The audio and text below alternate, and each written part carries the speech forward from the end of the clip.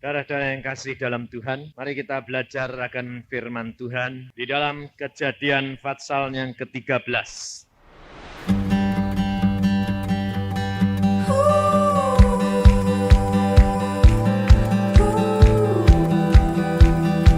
Kitab Kejadian pasal yang ke-13. Firman Tuhan demikian, maka pergilah Abraham dari Mesir ke tanah Negeb dengan istrinya dan segala kepunyaannya, dan Lot pun bersama-sama dengan dia. Adapun Abraham sangat kaya, banyak ternak, perak, dan emasnya. Ia berjalan dari tempat persinggahan ke tempat persinggahan, dari tanah Negeb sampai dekat Betel, di mana kemahnya mula-mula berdiri antara Betel dan Ai, ke tempat mezbah yang dibuatnya dahulu di sana. Disitulah Abraham memanggil nama Tuhan. Juga Lot yang ikut bersama-sama dengan Abraham mempunyai domba dan lembu dan kemah. Tetapi negeri itu tidak cukup luas bagi mereka untuk diam bersama-sama, sebab harta milik mereka amat banyak, sehingga mereka tidak dapat diam bersama-sama.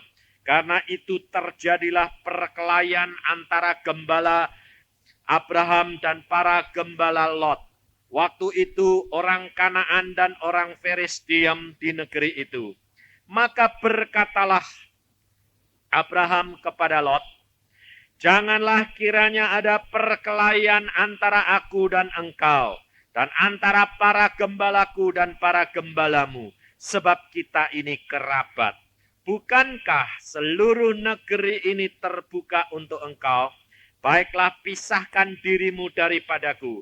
Jika engkau ke kiri, maka aku ke kanan. Jika engkau ke kanan, maka aku ke kiri. Lalu Lot melayangkan pandangnya, dan dilihatnyalah bahwa seluruh lembah Yordan banyak airnya, seperti taman Tuhan, seperti tanah Mesir sampai ke Suar. Sampai di sini. Saudara-saudara yang kasih dalam Tuhan, kalau kita berkumpul saat-saat seperti ini, kita belum mendapatkan manfaatnya secara maksimal. Kita belum mendapatkan apa perlunya bersekutu, apa perlunya mendengarkan firman Tuhan, apa perlunya menanamkan semua itu di dalam hati. Tetapi ada saatnya nanti di mana saudara akan memetik buahnya apa yang engkau akan lakukan dan sudah lakukan ini. Karena kesukaran demi kesukaran akan dihadapi, dan orang yang berharap kepada Tuhan, yang berpegang akan firman-Nya, itu yang diselamatkan. Memang kita sementara ada kesempatan sekarang ini, kita belum menikmati dan merasakan betul-betul manfaatnya firman Tuhan. Tapi akan tiba masanya, orang yang memegang firman Tuhan dan yang mempunyai dan menyimpan dalam hatinya, dia yang akan memetik buahnya dan menikmatinya. Kalau Abraham, pada waktu dia diperintah oleh Tuhan pergi ke tanah Kanaan, saudara perhatikan bahwa Abraham orang yang sangat kaya raya. Saya yakin kalau saudara menjadi orang yang sangat kaya raya, lalu Tuhan berkata, tinggalkan kotamu dan kau mengembara ikut aku. Kira-kira saudara mau enggak? Tidak ada yang mau. Enak-enak nongkrong, tinggal apa itu semua sedia kok. Malah suruh pergi. Untuk rombongan pergi bawa semua harta bendanya, repot-repot. Dan pergi ke satu tempat yang Tuhan belum tentukan lagi. Memang saudara, hidup di dalam iman percaya kepada Tuhan itu terus terang tidak gampang. Karena apa? Karena hidup dengan iman percaya itu harus melakukan dan benar-benar menengadah kepada Dia. Mengapa Bapak Abraham ini disebut Bapak orang beriman? Saudara dan saya harus belajar dari dia. Dan setelah saya alami sendiri, saudara, baru saya tahu. Setiap Alkitab harus saudara alami. Setiap pengalaman anak-anak Tuhan, saudara harus alami. Kalau enggak, saudara rugi. Ini disediakan untuk saudara dan saya. Tetapi kalau engkau tidak mau, Tuhan tidak paksakan.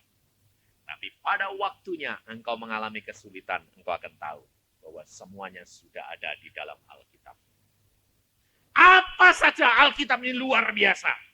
Dari mulai engkau dikandung sampai nanti mati ada. Komplit. Engkau mau masuk mana ada. Saya mempunyai seorang saudara. Bukan saudara dari saya, tapi saudara dari istri saya. Dia orang yang kaya, bisnismen yang berhasil. Dia kaya raya. Dan tidak pernah mau mengenal Tuhan. Kalau diinjili bilang apa? Kalau orang yang ke gereja itu, orang yang kumpulannya orang frustrasi. Kalau orang yang tidak frustrasi, tidak ke gereja. Dan itu dari tahun ke tahun tidak mau mengenal Tuhan. Pada satu saat, saudaranya meninggal. Saya datang. Nah, istri saya itu selalu gini, injili dong, injili, kamu kan penginjil, kok mau tidak nginjili saudaramu sendiri, tapi orang lain diinjili. Saya bilang, orang bertobat bukan karena yusak, tetapi karena anugerah Allah. Saya orangnya tidak peduli, saya bilang. Yang masuk neraka ya kamu kok pusing amat. Saya orangnya keras. Tapi pada saat saya duduk di sebelah dia, Tuhan tuh ngomong sama saya gini, Yusa, saatnya. Saya pikir, saat apa? Dia bertobat. Wah, loh, terus saya ngomong gini, lah aku ngomong apa? Nginjil itu apa? Saudara tahu penginjil tapi tidak bisa nginjil. Sebab apa? Sebab saya itu tidak bisa kalau suruh ngomong perkara sembarang terus tidak bisa saya. Aku ngomong apa? Saudara tahu, Injil itu tidak hanya terus langsung ngomong Yesus, itu enggak. Injil itu adalah apa? Dengar-dengaran apa yang Allah katakan. Belum Injil. Jadi pada waktu itu saya tanya, ngomongnya apa Tuhan? Tanya ono, sing di dalam peti itu siapa? Lu lucu enggak? Oh, semua orang ya tahu kalau yang di peti itu siapa, namanya kan tahu toh. Kalau saudara pergi mesong itu tahu enggak yang di peti itu siapa? Loh, saya disuruh tanya gitu ya bingung toh saya. Tuhan, kok tanyaannya kok lucu sih? Kok kayak orang bloon? Tapi saya tuh nurut. Saya senggol. Oh, kok, kenapa? Apa? Hah? Yang di peti itu siapa? Lah dia ya. Hah? Dia bilang sama, hah? Apa? Pikirnya itu saya tuh tanyanya itu salah. Saya bilang, yang di peti itu siapa? Loh ya yang peti yang mati, namanya ini. Nah, terus, Tuhan ngomong lagi. Nah, saya nggak ngerti lah, mau tanya apa. Terus saya bilang, kamu sudah mikir, orang itu mati itu kemana? Lalu, diem dia.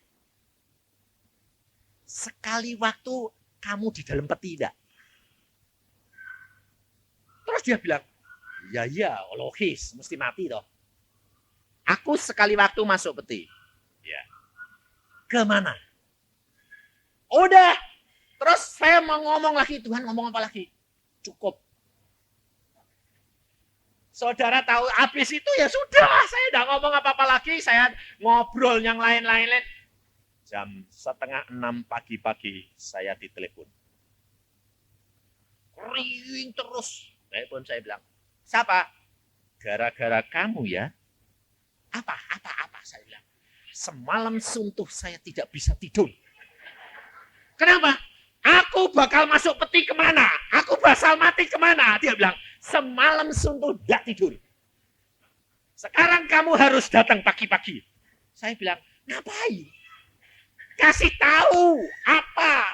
Habis mati kemana? Dia bilang.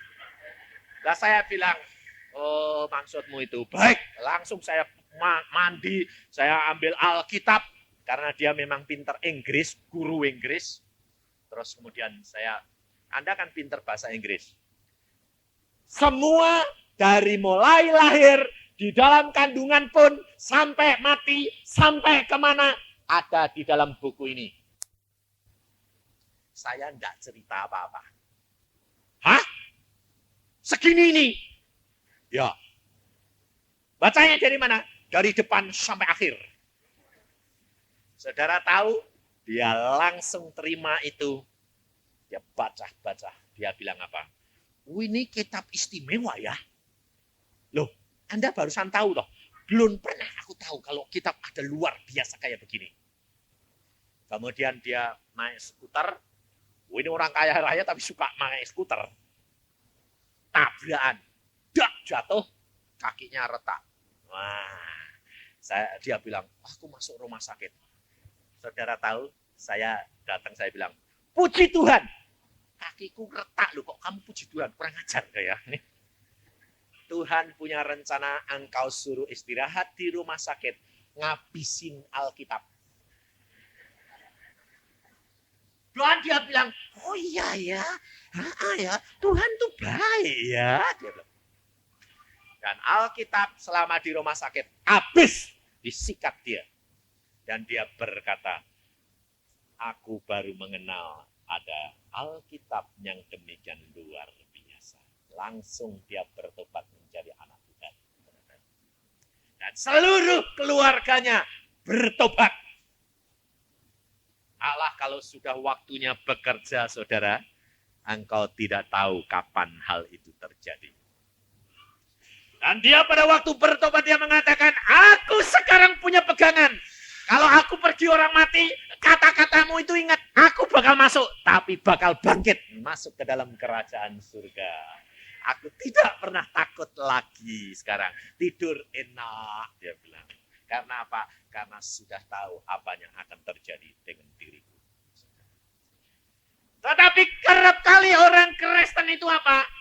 Munafik. Sudah dia bertobat, lalu dia mengambil pegawainya sekarang. Kalau orang pegawainya keluar, diambil pegawai apa? Kristen. Supaya apa? Supaya menolong orang Kristen. Tak taunya sudah dia bertobat sungguh-sungguh, pegawainya nyikati duit dia. Korupsi orang Kristen nih. Sampai dia orang Kristen kok nakal ya. Lalu saya bilang, jangan lihat manusiawinya, tapi lihat Yesus. Dan dia tetap teguh menjadi anak Tuhan yang baik. Dan dia tidak tergantung daripada hartanya. Abraham dia dipanggil Tuhan kaya raya. Lalu Abraham menurut barang kemana dia pergi. Tetapi Abraham kecewa karena apa? Dia tidak mempunyai anak. Nih, hanya satu kekurangan Abraham. Dia kaya raya segala macam tetapi dia tidak punya anak. Satu kekecewaan yang besar. Dan Allah sudah berjanji. Kalau kita baca di dalam ayat yang ke-16. Dan aku akan menjadikan keturunanmu seperti debu tanah banyaknya. Sehingga jika seandainya ada yang dapat menghitung debu tanah, keturunanmu pun akan dapat dihitung juga. Allah berjanji kepada Abraham dia mau ngasih anak. Tapi ternyata setelah jalan-jalan, muter-muter 10 tahun, 20 tahun, kok enggak datang-datang. Nah itu loh saudara. Kita kerap kali bimbang, ragu, lalu kecewa karena janji Allah tidak segera tiba. Betul enggak? Tapi kalau engkau sudah dijanjikan oleh Allah dan engkau pegang sungguh, justru kenyataan itu akan terbalik daripada menurut akal kita. Abraham tambah tua, istrinya si Sarah tambah tua, sudah tidak sanggup punya anak. Karena headnya sudah berhenti. Gak mungkin punya anak. Menurut dokter. Betul enggak? Menurut dokter, wanita yang sudah ndak head itu bisa punya anak. Nggak ada. Dokter bilang, oh sudah ndak head ya sudah. Nggak ada telore itu ya sudah ndak usah lah.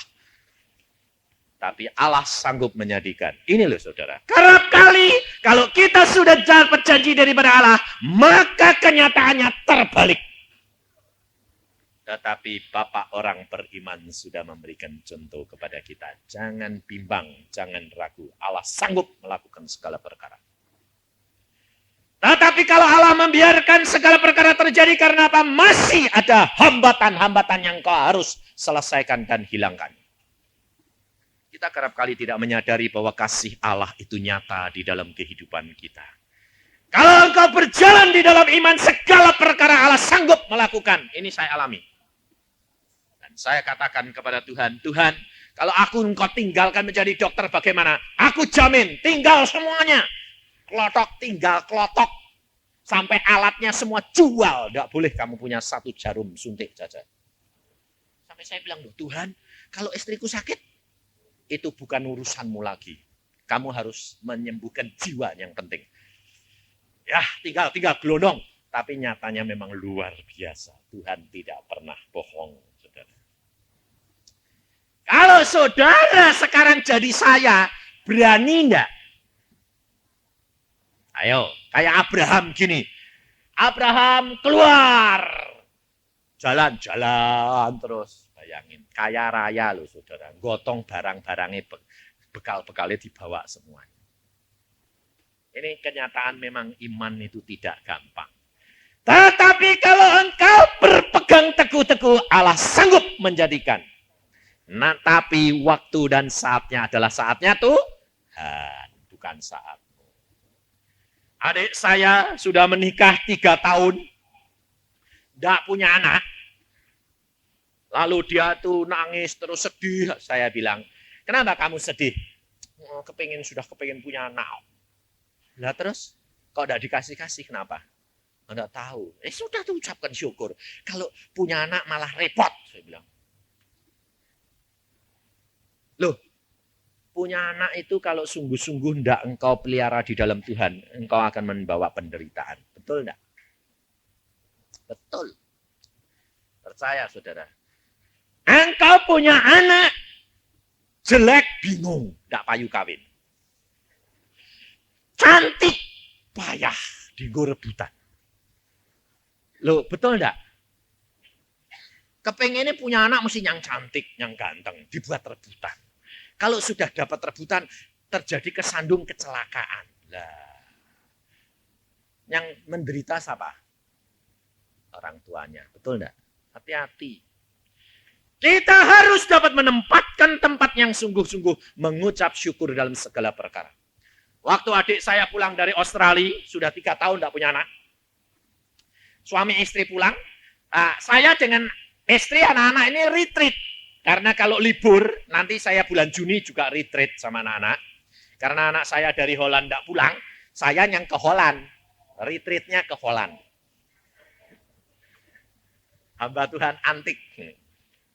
Sebab saya cuma ngomong sama gini, Tuhan, kita retreat keluarga itu bagaimana? Tuhan, anak saya bilang, Pak, aku tidak mau pulang karena mau tentamen, mau cepat-cepat selesai.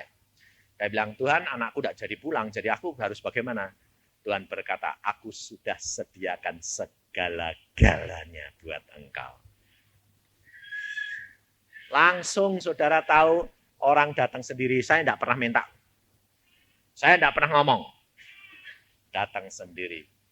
Telepon dari luar kota. Pak Yusa mau jalan-jalan kemana? Enggak, belum lapor Tuhan. Cepat dong, minta. Saya berdoa, Tuhan bilang, berangkat ke Eropa. Saya bilang, ke Eropa. Aku sediakan segala-galanya. Hah? Apanya? Apa saja tiket, apa saja aku sudah sediakan buat kamu. Satu keluarga. Zaman resesi loh.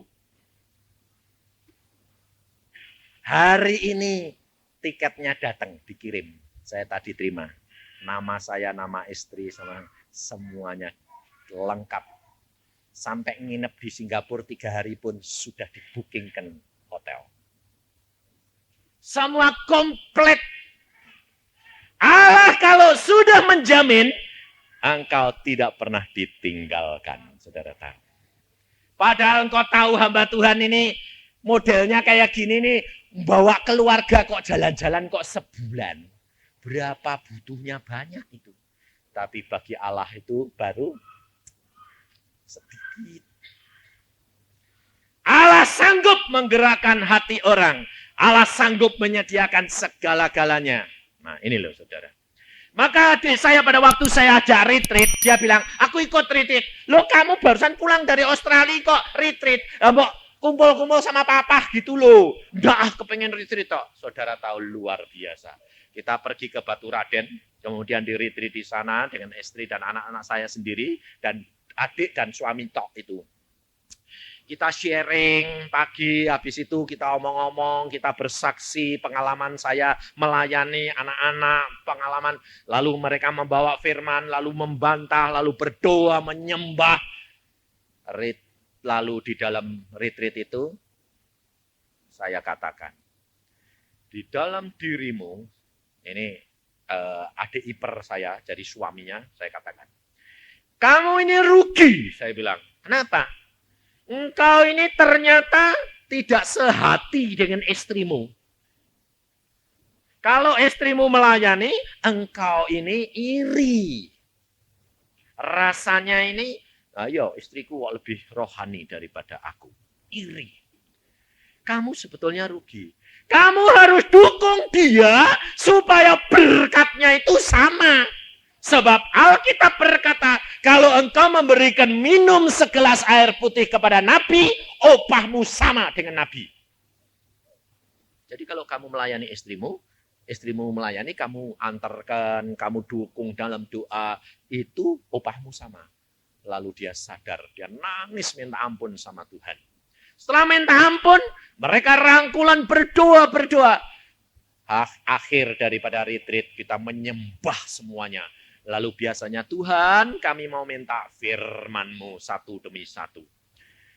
Lalu pada waktu itu Tuhan berkata kepada saya, sampai saya itu kaget. Katakan kepada adikmu, apa ini? Apa Tuhan? Tahun depan engkau punya anak. Waduh lah, aku ya tidak berani. Wong 3 tahun rak duwe anak ya. Aku bilang, Tuhan, ini suaramu apa? Anu kepinginku, aku bilang itu. Katakan aku yang berbicara. Saya bilang, firman Tuhan berkata tahun depan kamu punya anak. Amin. Nah, tapi aku ya deg-degan. Jangan dikira enggak deg-degan tuh hamba Tuhan kalau ngomong itu. Deg-degan saya. Terus habis selesai semua dia bilang, wah aku punya anak. Amin. Saudara tahu. Pulang, terus pergi jalan-jalan ke mana, sampai dia kembali ke Cirebon. 2 mau balik ke Australia, setelah 1,5 bulan di sini. Di Cirebon dia bilang, aku kok terlambat, langsung kontan jadi. Langsung periksa dokter bilang, ada 2 kemungkinan. Ngandung atau daging gumpal. Dengar bilang. Pulang nangis. Ada dagingnya ternyata. Jadi dikiranya bukan anak tapi daging. Lah anak itu enggak daging Pak. Aku bilang. Loh dokternya bilang ada daging kok. Kamu percaya enggak? Allahmu berkata. Percaya. Lah kok nangis? Lah kalau daging, lah anak emak daging. Saya bilang. Jangan takut. Langsung saya katakan, kalau kamu bimbang, kalau nanti sampai khawatir dan keluar, engkau ambil risiko. Yang tidak mau punya anak bukan Allah, tapi engkau. Lalu dia bilang, salah. Apapun yang ada di tempat itu, katakan bahwa Allahmu sudah bekerja. Amin. Lalu dia bilang, amin. Ya, terus rangkulan sama suami. Tuhan ampuni, jangan sampai keluar Tuhan, tidak jadi. Wes apapun yang terjadi, ini anakku. Langsung saudara dia beli di apotek tester untuk kehamilan, dites positif. Itu jadi. Kemudian dia pulang ke Australia dan dia periksa, dilihat, dokter bilang, engkau mengandung. Dan sekarang anak itu sudah lahir sempurna. Luar biasa. Lalu dia berkata, wah Tuhan kalau memberi itu luar biasa. Memang di dalam kandunganku itu ternyata memang ada segumpal daging. Memang ada. Tapi dokter mengatakan tidak berpengaruh sama sekali untuk anakmu. Dan dia sekarang sudah melahirkan seorang anak perempuan yang bagus. Allah sanggup melakukan segala perkara. Dan bagi dia tidak ada barang yang mustahil. Tetapi Allah tidak mau suami istri ini ada ganjelan. Karena belum sehati. Abraham, Allah berjanji memberikan anak, digenapi. Karena Allah tidak pernah bohong. Allah kita adalah Allah yang ya dan amin. Kalau saudara sudah percaya kepada dia, percaya, jangan gunakan akal lagi. Kok masih ada ini, ada tanda-tanda begini, masih begini. Ya, kalau enggak, ya enggak. Jadi nih, karena apa? Karena engkau bimbang. Kalau orang yang bimbang dan orang yang ragu-ragu, dia tidak akan mendapatkan apa-apa, saudara tahu. Abraham, dia disuruh Tuhan, dia pergi. Dia membawa Lot bersama-sama. Lot, keponakannya, dia sudah punya anak 2 perempuan. Dan pada waktu harta benda mereka bertambah-tambah, biasa toh, harta benda yang bertambah-tambah, belum tentu itu membawa kebahagiaan. Betul enggak? Padahal itu berkat toh. Saudara kalau punya harta benda banyak, berkat enggak itu? Berkat. Tapi berkat belum menjamin bahwa itu membawa kebahagiaan. Bahkan kadang-kadang berkat yang melimpah menyebabkan malapetaka. Saudara tahu. Mengapa suami kerap kali kecantol orang lain? Karena hartanya terlalu banyak. Rumahnya 1 tidak cukup, rumahnya 2, 3. Tidak ada penghuninya yang ngurus. Kalau di kota ini yang ngurus istrinya, di Jakarta yang ngurus tidak ada. Terpaksa mengambil pengurus. Ngambil pengurus yang cantik. Mana kuat. Mana tahan. Ini loh saudara, kenyataan. Nanti kalau ditanya istrinya, bagaimana di sana? Oh, jangan khawatir, sudah ada yang ngurus. Siapa? Pembantu. Pembantunya komplit. Maka dari itu kalau saudara diberi berkat, harus diikuti dengan benar-benar iman yang sudah cakap untuk menanggung berkat itu. Engkau lebih baik Tuhan, kalau itu memang belum kami cakap menerima, lebih baik kami tidak terima. Ini loh saudara. Karena kerap kali berkat itu menjadi jerat buat hidup keluarga kita. Bahkan kerap kali pertengkaran gara-gara berkat. Karena mulai tidak tahan terhadap satu kepada yang lain. Lot dengan Abraham keberkatan luar biasa. Mulai terjadi pertengkaran di antara bawahan. Tidak pernah pertengkar itu di atas. Di bawah dulu. Setan kurang ajarnya gitu. Di bawah terjadi pertengkaran. Lalu saling membela bagian dan haknya. Ini saudara. Abraham tidak terpancing. Abraham dia tahu akibat ini. Lalu dia berkata, jangan sampai terjadi keributan. Engkau pilih ke kanan, aku ke kiri. Engkau ke kiri, aku ke kanan. Ini saudara.